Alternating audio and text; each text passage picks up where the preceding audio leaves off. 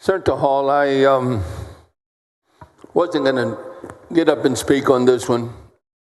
I would speak if it was an abortion bill or it would be a bill to save lives. I believe, quite frankly, that parents that try to change the sex of a child should think twice and should look back at what their faith is all about. I think that people should maintain the sex with which they were born. I really fully believe that. And I believe that we have a moral responsibility as parents to make sure that we look at every letter of the faith that we believe in to make a decision that's going to affect their children for the rest of their lives. I'm worried about how this would impact certain people in their minds. I'm worried about, yes, people committing suicide, but that's not my main worry. My main worry is what will happen to them after all this happens.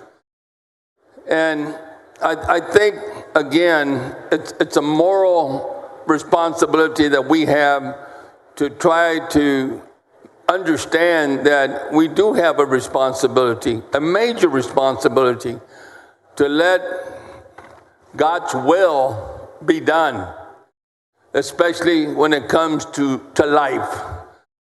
However, I think the fact that we're prohibiting physicians from performing surgery, prohibiting physicians from prescribing drugs, the penalties and sanctions, the liability insurance, and all the things that go into this bill is something that I personally do not want to support, because even physicians themselves should understand that they're getting into a situation where they too will be questioned by those that know what they're involved with about the will of God in changing a sex. So I have, as you might want to call it, some kind of mixed emotions, but I do want to make it clear that I don't support changing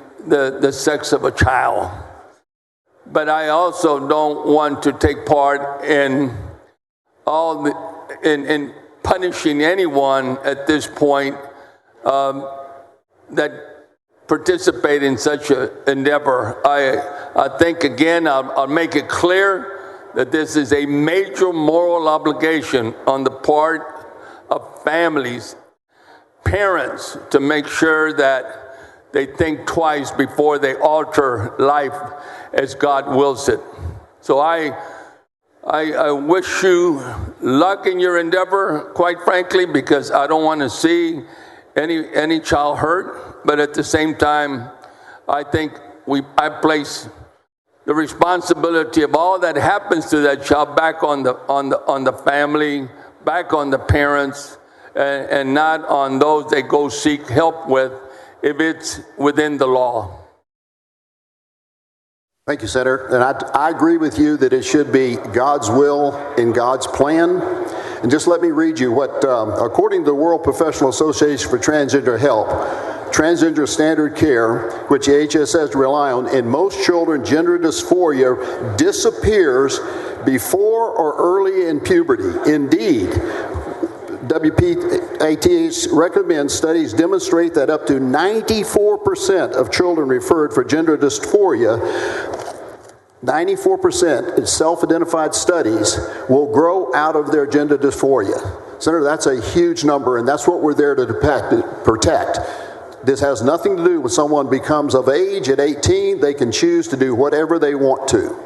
But up to that point, we are there to protect them, just like we have CPS. But thank you, sir. Thank you. Thank you, Senator Lucio.